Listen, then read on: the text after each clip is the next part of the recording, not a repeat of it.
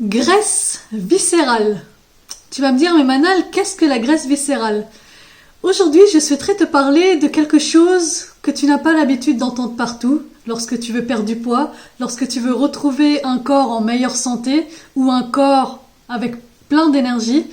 On n'entend pas souvent parler de la graisse viscérale. La graisse viscérale, qu'est-ce que c'est? Dans cette vidéo, je vais t'expliquer en quoi consiste cette graisse viscérale, en quoi elle est dangereuse pour ta santé, mais également les moyens d'arriver à la réduire, voire la supprimer. Mais avant de démarrer, générique!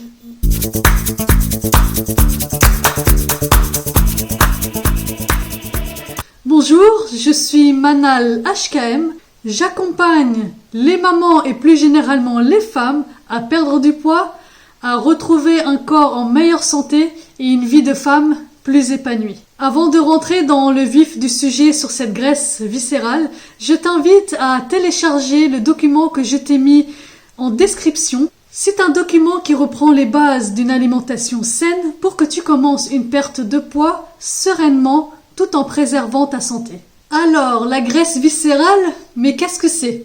La graisse viscérale, c'est de la graisse que tu as à l'intérieur de ton ventre. Alors, ce n'est pas la graisse que tu peux toucher et palper lorsque tu touches ton ventre et que tu as des bourrelets. C'est pas la graisse viscérale. Ça, c'est une autre graisse qui est vraiment sous ta peau.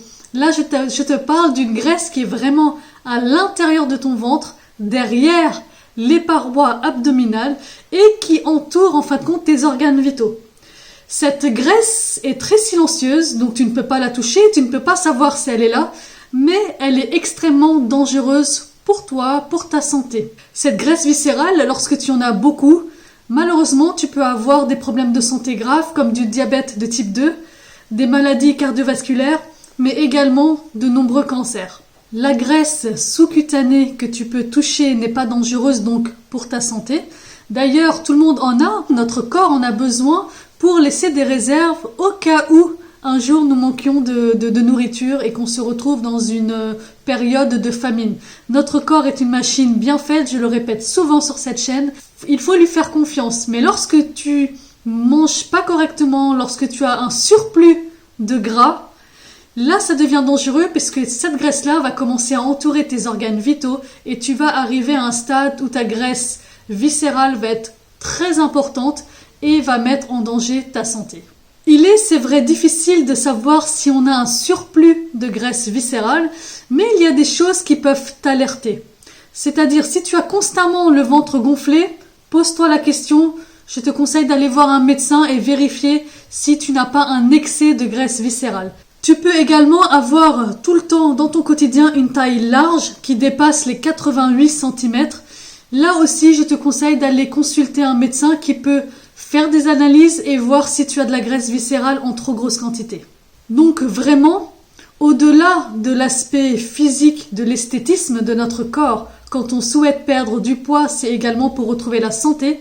Et il ne faut surtout pas négliger cette graisse viscérale sur laquelle tu dois te pencher. Et si tu as le moindre doute, va faire un IRM, va consulter, va faire des examens et au moins tu sauras où est-ce que tu en es et où est-ce que ta santé en est actuellement.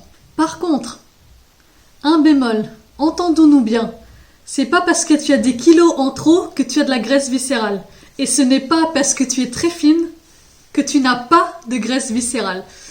Je crois que tout le monde connaît, je pense que tu dois connaître des femmes ou même des hommes qui mangent en trop grosse quantité, même qui mangent de la nourriture très mauvaise et qui ne grossissent jamais.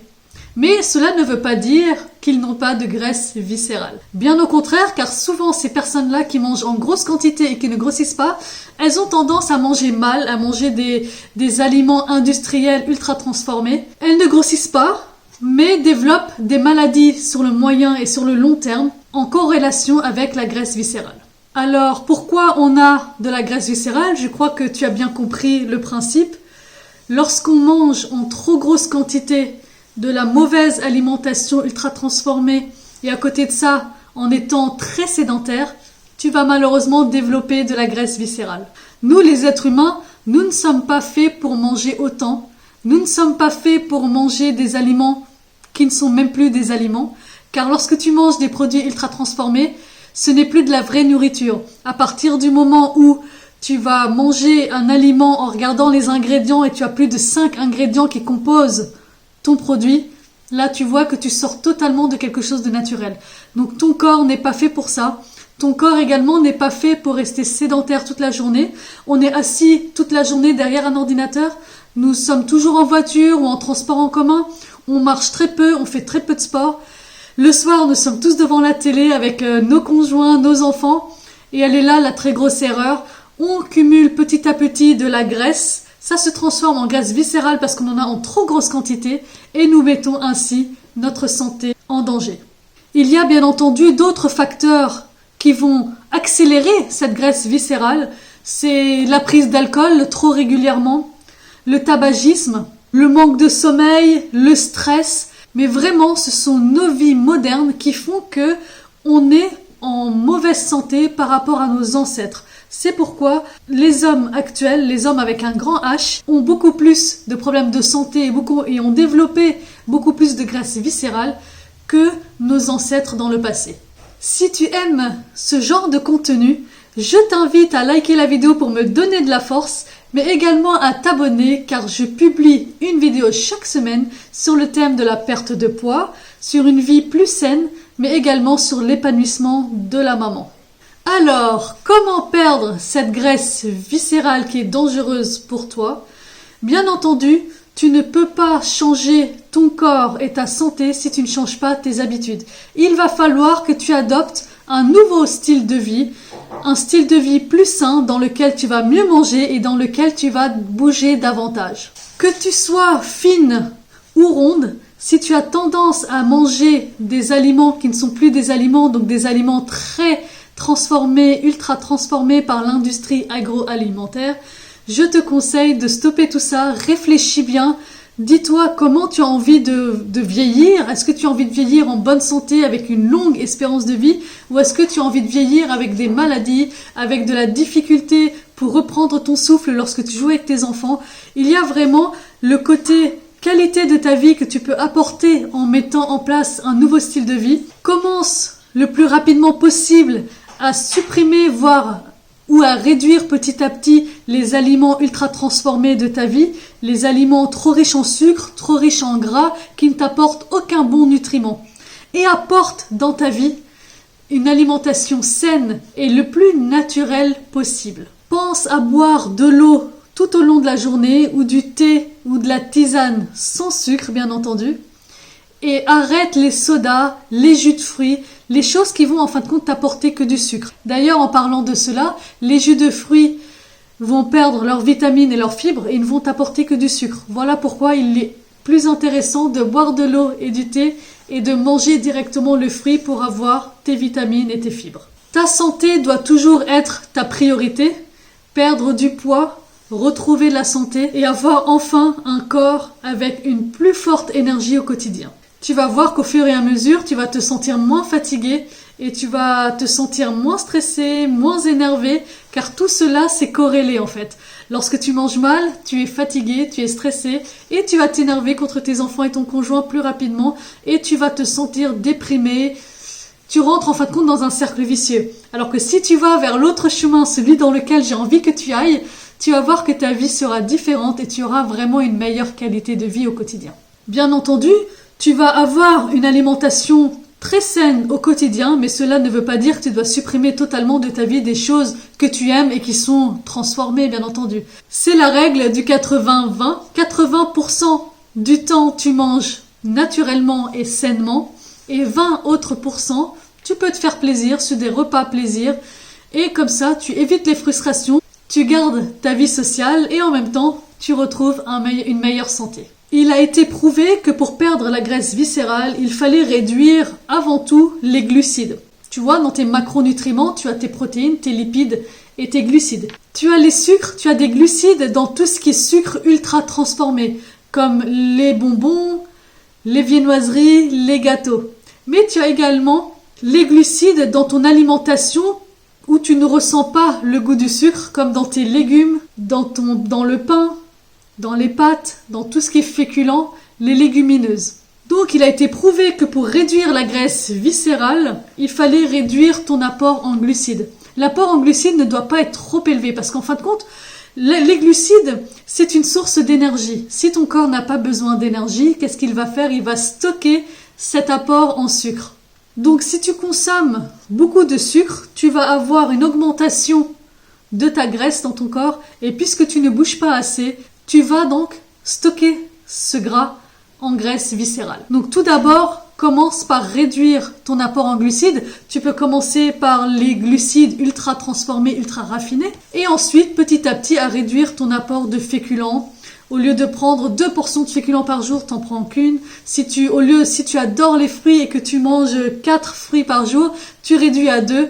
Et voilà, petit à petit, tu arrives à réduire ton apport en glucides au quotidien. Et lorsque tu baisses ton apport de glucides, bien entendu, il ne faut pas négliger ton apport en protéines et ton apport en lipides. Tes protéines, tu en as énormément besoin. Ils vont te servir pour nourrir tes muscles. Lorsque tes muscles sont bien nourris, ils vont aller grappiller du gras pour manger de l'énergie. Tes muscles ont énormément besoin d'énergie. Ils vont aller le prendre directement dans le gras qui est déjà dans ton corps puisque tu as réduit tes glucides. Donc en fin de compte, tu réduis ta source d'énergie qui vient par l'alimentation. Donc tes muscles, qu'est-ce qu'ils vont faire? Ils vont aller chercher ton énergie dans la graisse qui est déjà présente dans ton corps. Tu vois, là, tu rentres dans un cercle vertueux où tu vas baisser ton apport en glucides, augmenter ton apport en protéines, tes muscles vont être contents et tu vas aller brûler du gras. Et à côté de cela, tu peux également garder à un bon niveau ton apport en lipides. Les lipides, ce sont les bonnes graisses, c'est-à-dire l'avocat, l'huile d'olive, l'huile de lin, les oléagineux. Tout cela, cet apport-là, tu en as extrêmement besoin pour ta santé, mais également pour faire fonctionner ton corps correctement. Je te conseille de prendre 1 gramme par poids de corps de lipides. C'est-à-dire, si tu pèses 60 kg, tu manges pour 60 grammes de lipides par jour. Donc, lorsque tu as une excellente alimentation, tu vas manger correctement, tu vas apporter à ton corps tous les bons nutriments, toutes les bonnes vitamines pour fonctionner correctement. Et quand ton corps fonctionne correctement, tu lui as donné le bon carburant, là, lui, il va te le rendre positivement en se mettant en marche correctement et en allant brûler le gras en surplus qui est dans ton corps. Un autre de mes conseils, c'est de préserver ton sommeil et de réduire au maximum le stress. Le stress et le manque de sommeil sont très mauvais pour notre santé et ils sont des facteurs dégradants de notre santé et également de la graisse viscérale. Je te conseille d'avoir minimum 6 heures, 7 heures de sommeil. Il est ultra important que ton corps se repose. C'est en se reposant qu'il se maintient en bonne santé. Le stress également, le stress dans nos vies modernes, c'est un stress qu'on a, on continue tous les jours. Je te parle pas du stress où tu as un entretien de travail par exemple. Là, c'est un stress où tu dois faire vite le matin pour aller déposer tes enfants à l'école, ensuite aller au bureau, ensuite à ton chef qui te demande un dossier, ensuite tu rentres, tu dois préparer à manger, tu dois te speeder, faire les courses. C'est ça en fait, c'est un stress chronique qu'on a tout au long de nos journées et qui font qu'en fin de compte, on a un taux de cortisol dans notre corps. Donc le cortisol, c'est l'hormone du stress. Ce taux de cortisol, il est toujours élevé. Le cortisol va diffuser en fin de compte dans ton corps des glucides, de l'énergie pour te donner de la force pour faire face en fin de compte à ce stress chronique. Donc plus tu es stressé et plus tu vas avoir un taux de sucre dans ton sang énorme. Et c'est ce taux de sucre-là, puisque tu ne le brûles pas, qu'est-ce qu'il va faire? Il va se stocker et petit à petit, tu vas en avoir en trop grosse quantité et tu vas développer de la graisse viscérale. J'ai également un autre conseil, c'est de pratiquer le jeûne intermittent pour réduire la graisse viscérale. Le jeûne intermittent, j'ai déjà fait plusieurs vidéos là-dessus, je t'invite vraiment à aller les regarder.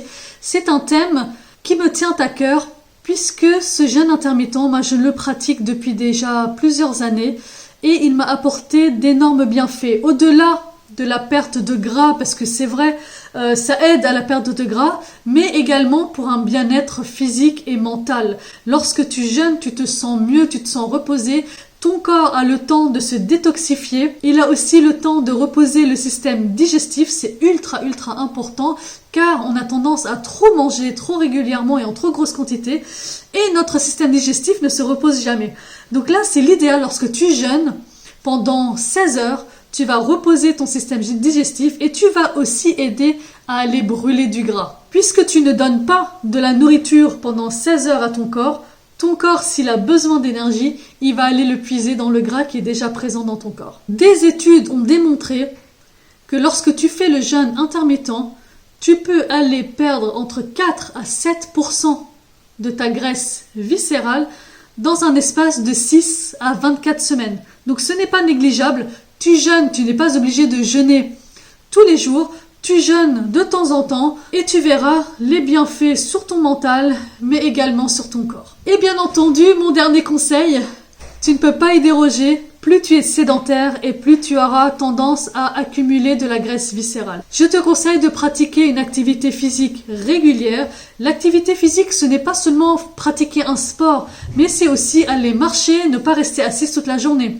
Si tu es en télétravail ou si tu as un travail derrière un ordinateur toute la journée, je te conseille de te lever toutes les heures, de bouger chez toi ou dans l'entreprise. Tu vas marcher un petit peu, 5 minutes, et tu reviens. Tu t'étires, tu bouges. Si tu es chez toi, tu fais un peu de ménage, mais vraiment ne reste pas assise. Si tu dois aller chercher tes enfants à l'école, vas-y à pied. Lorsque tu as le choix entre l'ascenseur et l'escalier, privilégie l'escalier. C'est tout ce que tu fais au quotidien. C'est ça qui va faire que tu vas être moins sédentaire. Et si en plus tu rajoutes un sport, là c'est le jackpot. Tu vas retrouver un corps avec une grosse énergie, tu vas perdre du gras, tu vas retrouver ta santé et surtout ta graisse viscérale va commencer à se réduire petit à petit et à disparaître totalement. Voilà, j'espère que ce sujet t'a plu. Je pense qu'il était intéressant et important de te parler de la graisse viscérale, car il n'y a pas uniquement l'aspect physique ou ce que tu vois où il faut vraiment que tu fasses attention. Il faut vraiment que tu fasses attention à ta santé en général.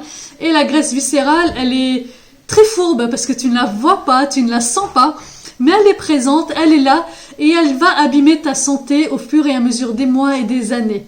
Alors pour vraiment réduire cette graisse viscérale, voire de la supprimer totalement, je te conseille de changer totalement ton style de vie, car on ne change pas sa santé en gardant les mauvaises habitudes. Commence à manger sainement et le plus naturellement possible. On est là pour nourrir notre corps, on n'est pas là pour le mettre en mauvaise santé. Si tu respectes ton corps, alors tu lui donnes vraiment les bons aliments et tu l'amènes toujours à rester en bonne santé. Pratique une activité physique, réduis au maximum ton stress, essaye de te relaxer au quotidien, essaye d'avoir de bonnes nuits de sommeil et tu verras que petit à petit, tu vas retrouver un corps avec plus d'énergie, tu seras moins fatigué. Je te souhaite vraiment une très très belle journée. Prends soin de toi, prends soin des gens que tu aimes et à très bientôt.